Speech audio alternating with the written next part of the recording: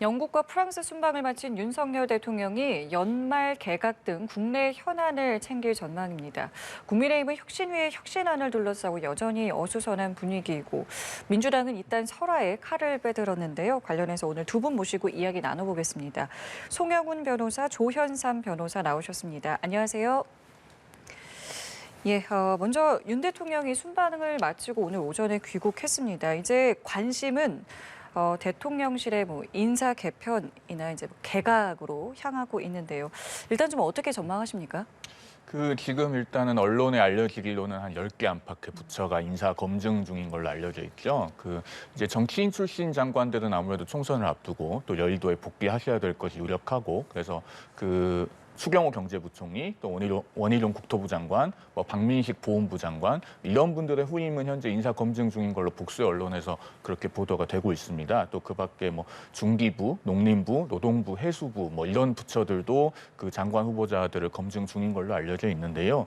여기서 좀 한 가지 말씀을 드리자면은 그 개각폭은 약간 적정한 수준을 유지하는 것이 바람직하다, 그런 생각이 좀 듭니다. 왜냐하면은 이제 정치인 출신 장관의 여의도 복귀는 자연스러운 일이고 또 현 시점 에서 피하기 어려운 일이기는 합니다. 그러나 어떤 장관들의 연속성 있는 업무 수행, 그러니까 우리나라에서 보통 장관들이 1년 정도 업무 수행을 해야지만이 어느 정도 업무 파악이 끝나고 좀 제대로 일을 할 수 있는 그런 시기가 되는데, 이제 한 1년 반 정도 하셨단 말이에요. 그러면 적어도 대통령 임기의 한 절반 정도는 같이 하시면서 좀 더 성과 있는 개혁 작업들을 어느 정도 완수하시는 것이 좋지 않나, 이제 그런 생각은 듭니다. 그래서 내각의 개각폭이 어느 정도 될지는 조금 더 지켜봐야겠다, 그런 생각입니다. 예, 어떤 생각 갖고 계십니까? 아무래도 대규모의 개각이 이루어질 수밖에 없을 것 같습니다. 10개 부처의 장관들이 나올 것으로 보여지고 대통령실의 수석들의 경우에도 거의 대부분이 나올 것으로 보여지는데요. 근데 이것이 어떻게 보면 야당이 그토록 원했던 국정쇄신이라든가 국민이 바랬던 그런 변화와 쇄신의 차원은 전혀 아니죠. 현실적으로는 다음 총선에 출마하기 위해서 나오는 분들이라고 볼 수밖에 없는 것이고요. 실질적으로 이분들이 이제 용핵관으로서의 그 역할을 할 텐데 아마 국민과 여당에서는 이 숫자를 아마 눈여겨보셔야 될 겁니다.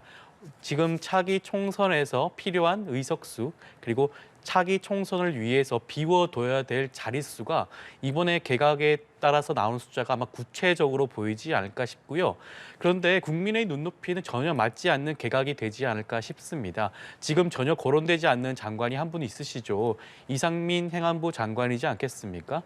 이상민 장관의 경우에는 지금까지 숱한 참사, 이태원 참사, 오송 참사, 잼버리 참사에도 불구하고 꿋꿋이 지금 자리를 지키고 있죠. 국민의 눈높이에 맞는 개각을 한다면 이상민 장관 개각 대상으로 포함시키는 게 마땅치 않을까 싶습니다. 예, 그리고 어제는 이제 윤 대통령이 합동참모본부 의장에 김명수 후보자를 임명을 했습니다.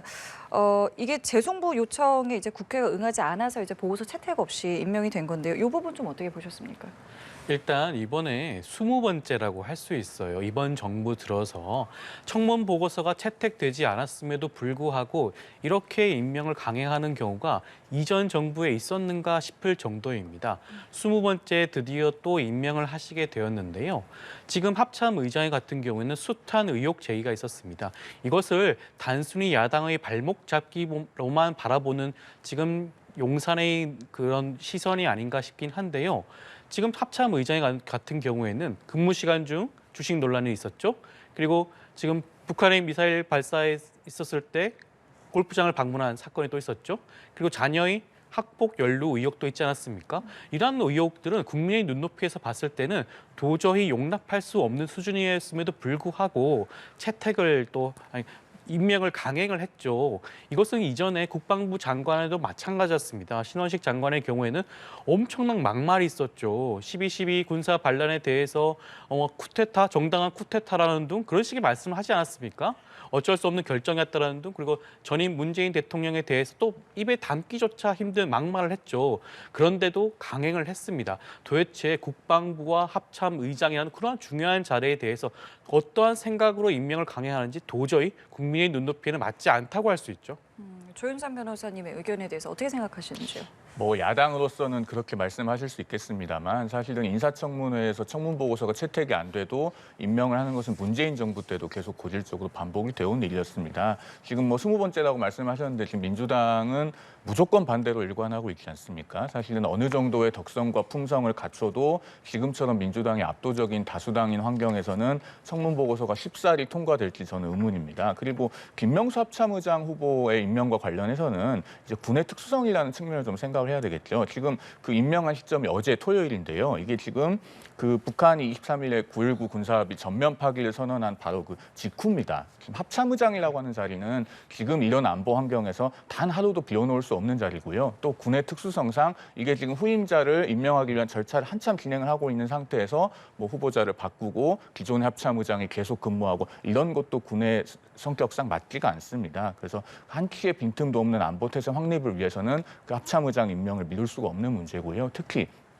북한이 이제 9.19 군사합의 파기 이후에 만약에 어떤 국기적인 도발을 감행해서 한반도의 긴장을 높인다고 하면은 그게 어떤 것이겠습니까? 아무래도 이제 서해상이 될 가능성이 높을 텐데요. 지금 김명수 합참의장은 해군 출신입니다. 그래서 오랜만에 임명된 이 해군 출신 합참의장이 한반도의 안보 태세를 더 굳건히 하고 특히 북한의 도발을 방지하기 위한 역할을 적극적으로 해줘야 될 그런 임무를 띠고 있기 때문에 지금 이 시점에서는 조속하게 임명하는 것이 불가피했다. 그렇게 말씀드리고 싶습니다. 예, 이번에는 국민의힘 내부 이야기도 좀 해보겠습니다. 혁신위 같은 경우에는 그 내부 의원들 뭐 일부가 좀 사퇴를 한다 이런 사퇴설이 좀 있었고요. 인 위원장이 일단은 직접 만나 좀 갈등을 봉합한 상태이긴 한데 뭐 수습은 했죠. 근데 갈등이 좀 완벽하게 좀 봉합이 됐다. 뭐 이렇게 좀 보시는지요? 글쎄요, 뭐 일각에서는 이게 혼란이라고 하는 용어를 쓰기도 하던데 예. 저는 이런 혼란이라고 표현하는 것이 일단 적절치 않다고 생각을 합니다. 그 박소연, 그 이재마, 임장미 세 분 위원들이죠. 그분들도 직접 이제 언론에 밝히시기를 사퇴는 아니다.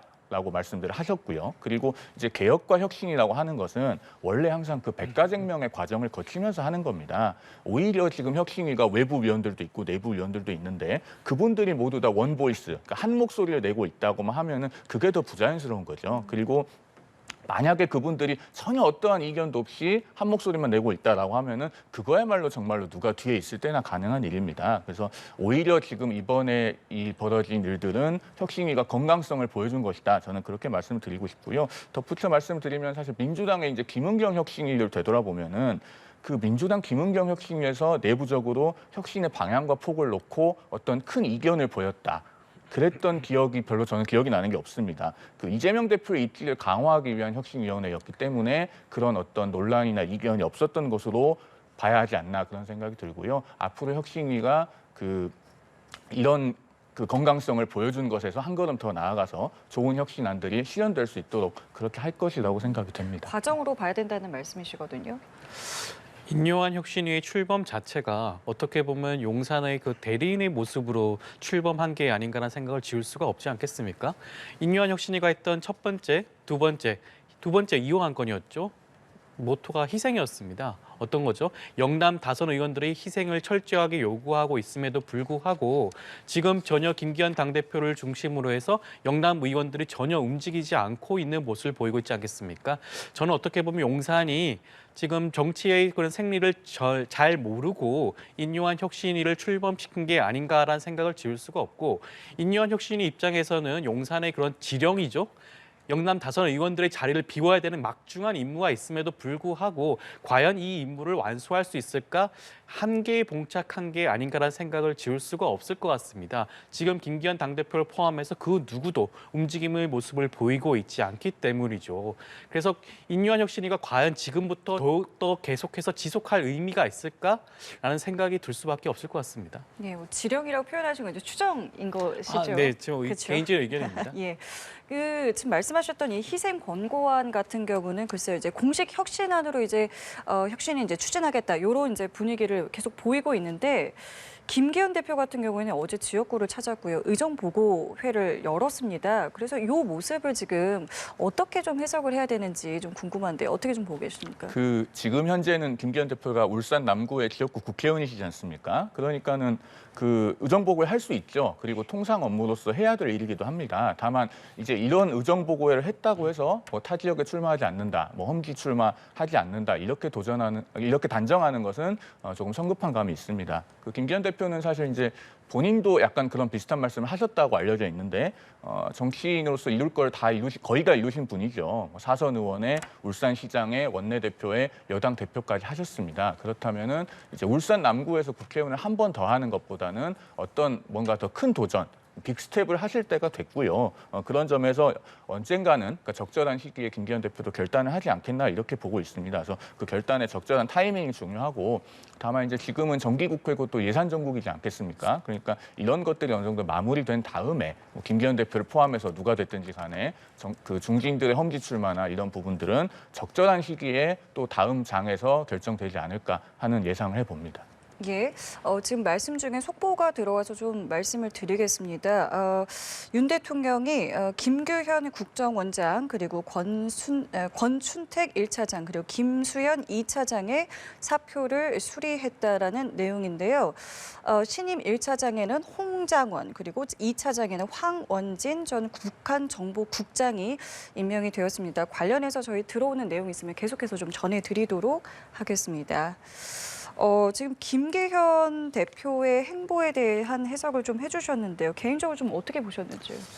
김기현 대표가 지금 인요한 혁신위의 그런 요구에 응하는 방법은 어떻게 보면 불출마를 선언하거나 험지 출마를 선언해야 되는 상황임에도 불구하고 지금 오히려 당대표의 입장에서 스스로 먼저 나서서 지역구에 내려가지 않았겠습니까? 그렇다고 한다는 것은 인요한 혁신위의 그런 주장에 대해서 받아들일 의견이 전혀 없다는 것을 보여주는 것이겠죠. 아무래도 김기현 당대표를 중심으로 해서 영남 다선 의원들이 좀 뭉치지 않을까라는 생각이 드는데요. 최근에는 저 이용 의원이죠. 사실상 그 윤핵관으로 불리는 이용 의원조차도 김기현 당대표를 중심으로 뭉쳐야 된다. 김기현 당대표 체제로 나가야 된다라는 말까지 하셨죠. 이런 것을 보게 되면 아마도 지금 윤핵관으로 불렸던 지금 현재 당 내에 있는 의원들과 이제 용핵관으로 불리는 그런 차기 총선에 출마하고자 하는 분들의 이런 갈등이 아마 증폭되지 않을까 싶고 이 시기는 어떻게든지 간에 공관위가 형성되면서 일정 부분 정리가 돼야 될 텐데 아마도 수직적 당정 관계에 대한 부담 때문에 용산이 어느 정도까지 개입할지가 조금 의문이긴 한데요. 어떠한 형식으로든지 간에 이 복잡한 이런 관계를 해결하려고 나서지 않을까 싶습니다. 그 이뇨한 위원장 같은 경우 이제 계속해서 이제 뭔가 이제 혁신위의 행동에 대해서 그 혁신의 방향성에서 좀 강하게 밀고 나가는 모습인데 특히 이제 원희룡 장관이랑 이제 회동을 했단 말이에요.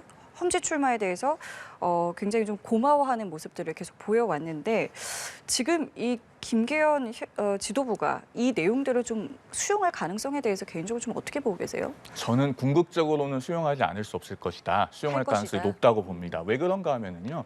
이 지금 혁신위가 중진들이 뭐 불출마하거나 험지 출마하라는 그런 어떤 희생적인 결단을 요구하는 거는 당의 승리만을 위한 것이 아니고 사실은 그 중진들 본인을 위한 것이기도 합니다. 왜냐하면 정치는 오래 하면 오래 할수록 입증 책임이 커집니다. 국민들로부터 받는 질문이 세집니다. 그러니까 세 가지가 있거든요. 그 정치를 이렇게 뭐 3선, 4선, 5선 하시면은 국회의원만 한 12년, 16년, 20년 하신 거 아니겠습니까? 그럼 그런 분들은 지금까지 뭐 했냐? 그다음에 한 번 더 해서 뭐 할 거냐? 그리고 당신이 아니면 도대체 안 되는 이유가 뭐냐? 이 세 가지 질문을 점점 더 강하게 받게 됩니다. 그러면은 그런 분들은 현재 하고 계시는 지역에서 계속 하겠다고 고집을 하는 것보다 차라리 내가 어떤 마지막 봉사로서 정말 새로운 지역에서 그리고 우리 당이 그동안 그 승리하지 못했던 지역에서 내가 깃발을 들고 최전선에서 봉사하겠다 이런 자세로 나오실 때 훨씬 더 많은 분들의 호응을 받고 국민들의 선택을 받을 수 있다고 보거든요. 그런 것들을 이분들도 모르지 않기 때문에 다만 지금은 아까도 말씀드렸지만 정기국회도 아직 안 끝났습니다. 예산 정국이고 12월도 되지 않았기 때문에 그거를 지금 결단할 타이밍은 아니고 적절한 시기에 제가 봤을 때는 결단과 발표가 있을 걸로 그렇게 봅니다. 적절한 시점이 되면 결과적으로 수용할 것이다. 어떻게 보세요? 저는 그 형식이 수용이 아니라 어쩔 수 없이 받아들일 수밖에 없는 상황이 몰리지 않을까라는 생각이 드는데요. 아무래도 지금 이분들 입장에서 정치 생명이 걸린 문제입니다. 사실 명분은 중요하죠. 근데 이분들 입장에서 현실입니다. 현실 정치를 계속할 수 있는 방법을 찾고 싶을 텐데 불출마라든가 험지 출마를 하는 순간 정치 생명은 사실상 끝난다고밖에 볼 수가 없고 김기현 당대표의 경우에도 수도권으로 만약에 출마를 한다고 하면 살아서 돌아올 가능성이 과연 얼마나 되겠습니까? 현실적으로 그렇게 높지 않은 상황일 텐데 과연 이것을 스스로 받아들일 것인가? 저는 좀 그렇지 않지 않나 싶고요. 만약에 받아들이게 된다면 그것은 용산과의 어떠한 그런 교감이 있지 않았을까라는 생각이 들 수밖에 없고 용산으로부터 불출마를 통해서 나중에 어떠한 과실을 얻을 수 있지 않을까 그러한 생각이 들게 된다면 아마 불출마라든가 험지 출마의 결단을 내릴 수도 있지 않을까 싶습니다. 예. 그리고 조금 전에 제가 말씀을 드렸던 이 원희룡 장관 같은 경우에는 이제 인천 계양을로 가지 않겠느냐 이런 관측들 계속 좀 나오고 있는데 아직 뭐 정확하게 발언을 하진 않았습니다. 어떻게 좀 보세요? 글쎄요, 이제 원희룡 장관 같은 경우는 현직 장관 신분을 유지하고 계시기 때문에 예. 현재는 어떤 뭐 지역구를 특정해서 언급하는 것은 좀 적절하지 않은 측면이 있는 것 같고요. 어쨌든 삼선 의원을 하셨고 또 제주도지사도 2번 하셨고 국토부 장관까지 하셨기 때문에 많은 걸 이룬 분입니다. 그래서 이제는 민심의 바다에 과감하게 몸을 던질 때가 됐다 그런 판단이 들고요. 다만 이제 지역구를 꼭 인천 계양을로 고집해야 되는지는 저는 잘 모르겠습니다. 그건 이제 정치권에 여러 가지 관측이 있는데 예를 들면 뭐 안민석 의원이 5선을 하신 뭐 경기 오산이나 이런 곳들도 괜찮지 않나 하는 사견이 들기는 하는데요. 한 가지만 좀 덧붙여서 말씀을 드리면 이 그 중진들이 영남이나 어떤 텃밭을 떠나서 수도권의 험지로 오는 거는 발표를 하는 타이밍이 굉장히 중요합니다. 이거는 그 우리 정치권에 아주 중요한 사례가 있는데요. 2008년에 그 정동영 당시 민주당 대선 후보가 이제 전북 전주 덕진을 떠나서 서울 동작을에 출마하겠다고 할 때 당시에 총선 날짜가 4월 9일이었습니다. 그런데 이분이 3월 12일에 동작을에 출마 선언을 했거든요. 예. 그러니까 총선이 한 달도 남지 않았을 때 출마 선언을 했는데도 3일 뒤에 당시에 한나라당 후보를 교체합니다. 원래는 비례대표 출신의 그 교총 회장을 지내신 이군현 의원이 동작을에 공천 내정이 돼 있었는데 그때 이제 동작을에 후보 교체가 된 게 정몽준 의원입니다. 정몽준 의원이 일종의 자객 공천으로 거기서 맞대결을 해서 정동영 후보가 낙선을 했거든요. 이런 사례가 있기 때문에 너무 이른 시점에 어떤 출마 지역을 공표해서 공식화하게 되면은 상대방도 후보를 바꿀 우려가 있다. 그런 것들에 대한 정무적 고려는 필요하기 때문에 거듭 말씀드리지만 지금 아직 12월도 안 됐습니다. 알겠습니다. 이번에 민주당 이야기 해보겠습니다. 민주당 내부에서 이제 좀 계속 불거졌던 요 막말 논란과 관련해서 지도부에서는 요 부적절한 언행에 대해서 공천 심사에 반영하기로 했다라고 이제 전해지고 있는데요. 어떻게 평가하세요? 좀 영향이 있을 거라고 생각하십니까? 우선 최강욱 의원의 그런 비판의 그런 이유는 충분히 공감을 하지만 그 용어의 사용이라든가 조롱과 막말의 정도가 좀 심했다는 부분에 대해서는 민주당 내에서 충분히 공감을 할 수 있을 것 같고요. 그렇기 때문에 당 지도부가 조속히 거기에 관련된 규정을 다시 한번 말씀하지 않으셨나 싶고 그렇다고 한다면 다음 공천에서 이 부분이 어떻게 보면 중요한 이슈가 되고 문제가 될 수도 있겠죠. 그렇지만 한번 살펴봐야 될 거는 어찌됐건 비판의 정도와 그 비판의 수위를 어떻게 정할 것이냐는 겁니다.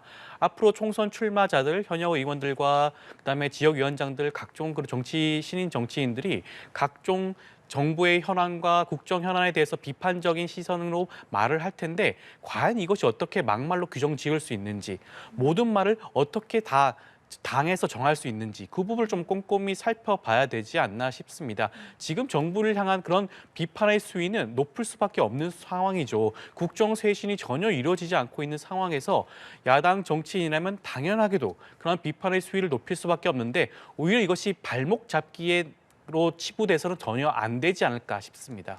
예, 의견 듣겠습니다. 저는 여성 전체를 비하하는 발언이 어떻게 국정 비판으로 해석될 수 있는가 싶고요. 그 최강욱 전 변호사, 그러니까 이분은 지금 집행유예 중이기 때문에 변호사도 못하죠. 4년간 변호사를 못합니다. 그 최강욱 전 변호사가 이번에 한 말은 그 분명하게 막말입니다. 그리고 당원권 정지 6개월로 그치는 것도 사실은 굉장히 솜방망이 징계다. 저는 그런 생각이 듭니다. 이게 과거 같으면 제명될 일이거나 본인이 스스로 탈당할 만한 일이거든요. 그런데 지금 6개월 당원권 정지로 그쳤다는 거는 그만큼 민주당 전체의 윤리의식이 굉장히 퇴행했다는 그런 어떤 징후로 보여집니다. 그리고 지금 민주당이 어떤 막말을 엄격하게 징계를 한다고 말은 그렇게 합니다만은 여기에 따라 나오게 되는 의문이 그러면은 그 이재명 대표는 어떻게 되느냐. 그러니까 이재명 대표야말로 과거에 이제 형수 욕설 이런 막말 논란이 많이 있으신 분 아닙니까? 그래서 당 대표부터 어떤 막말 논란으로 정평이 나 있는 분이기 때문에 과연 그런 것이 영이 설 것인가에 대해서 사실 좀 많은 의문이 듭니다. 이게 그리고 민주당에서 이제 앞으로 있을 전당대회, 뭐 내년 전대에서의 권리당원 투표 비중을 좀 늘리기로 했습니다. 이 부분 어떻게 좀 보세요?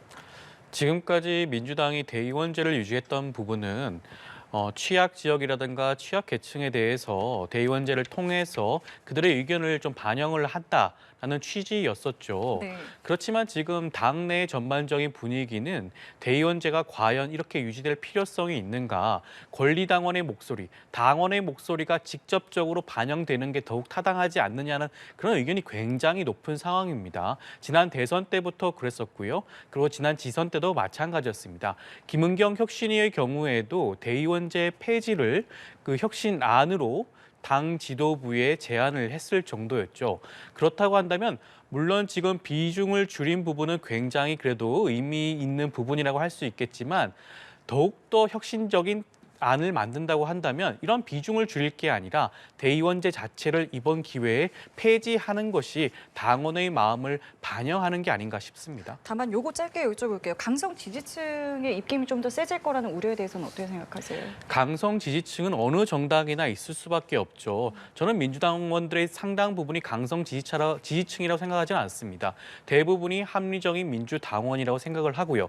그중에 다수를 차지하고 있는 권리당원들의 목소리가 적극적으로 반영되는 것이 다음 총선에서 민주당이 승리할 수 있는 그런 바람직한 길이 아닌가 싶습니다. 예, 알겠습니다. 오늘 두 분 말씀 여기까지 함께 하겠습니다. 고맙습니다.